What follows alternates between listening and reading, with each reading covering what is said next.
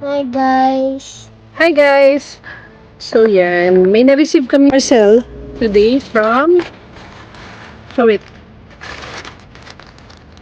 from Try and Review.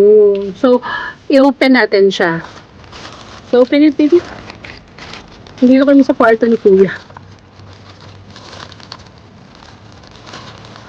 Hard ba? Hard? I-open it?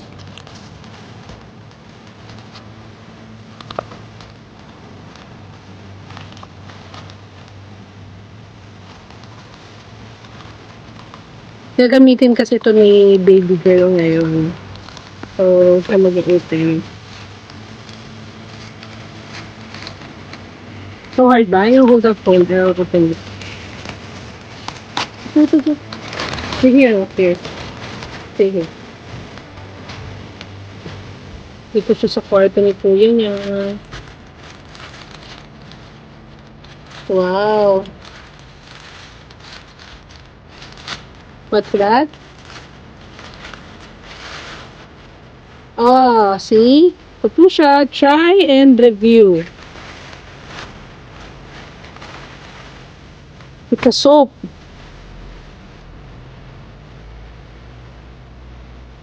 Medyo matigas to, baby. Hold the phone.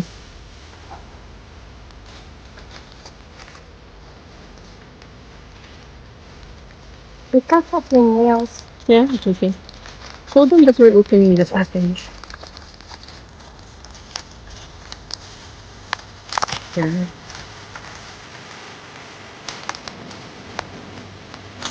Oops. Wrap properly. It's Dr. Wong Sulfur Soap.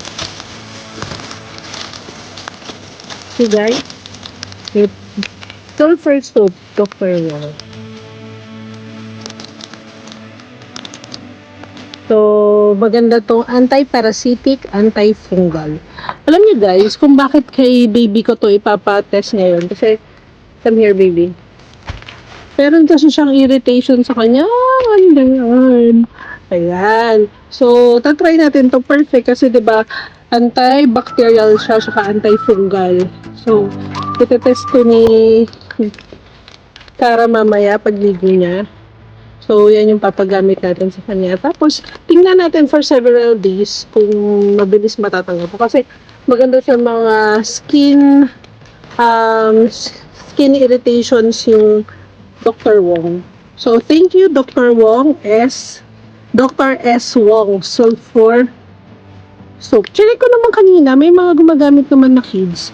So, tingnan natin, tapos pakita natin kung magkakaroon ng effect gun sa kanyang underarm. Ang gulo na buhok ni Ariel. Say bye guys! Bye.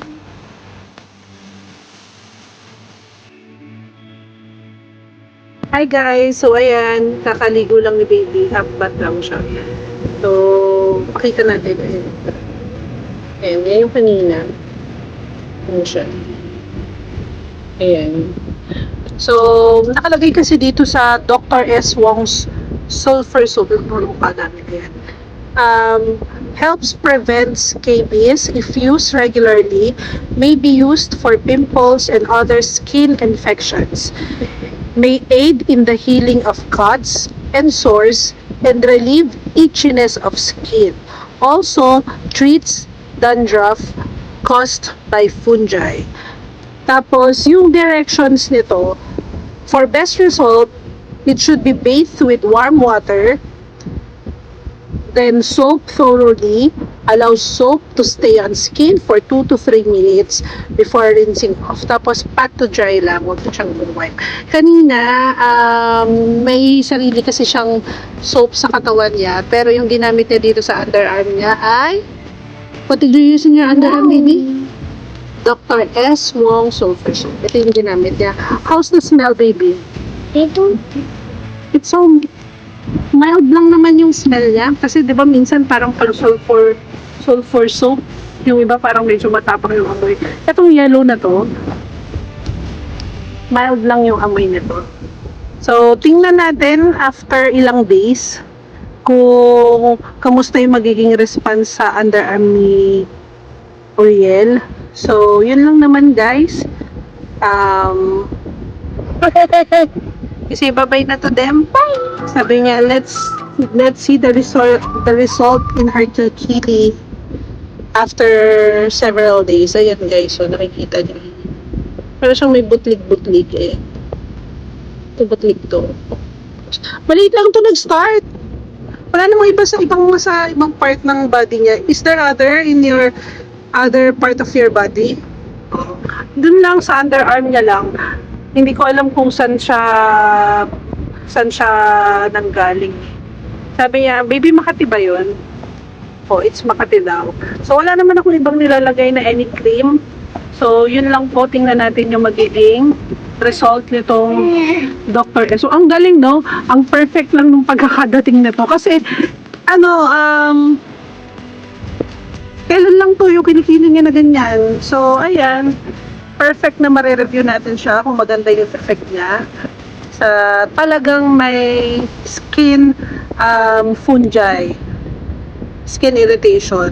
So thank you guys, tingnan sabay-sabay po natin abangan yung magiging result sa kilikili ni Kat.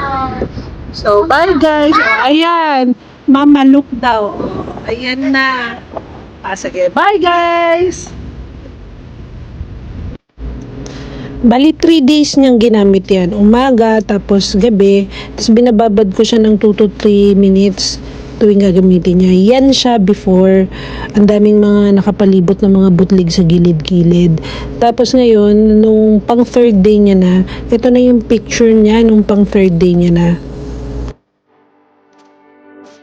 Ito ngayon yung result. After 3 days niyang gamitin, morning, saka evening, nawala na yung nakapalibot na mga butlig. Natira na lang yung isang malaki dyan sa gitna. Actually, hinog na yan. Parang patanggal na siya. Hindi naman siya pigsa. Pero basta parang pimples. Parang ganun. Patuyo na yan. Yung palibot niya wala na. Wala na rin masyadong mga butlig-butlig yung gilid. So, naging effective sa kanya ang Dr. S. Wong. So, kung meron kayong mga ibang mga skin irritations, yung mga nabanggit ko before, try nyo tong Dr. S. Wong. Maganda siya sa mga skin fungi, skin allergy, may mga issue sa balat. Yun lang po. Thank you guys. Bye!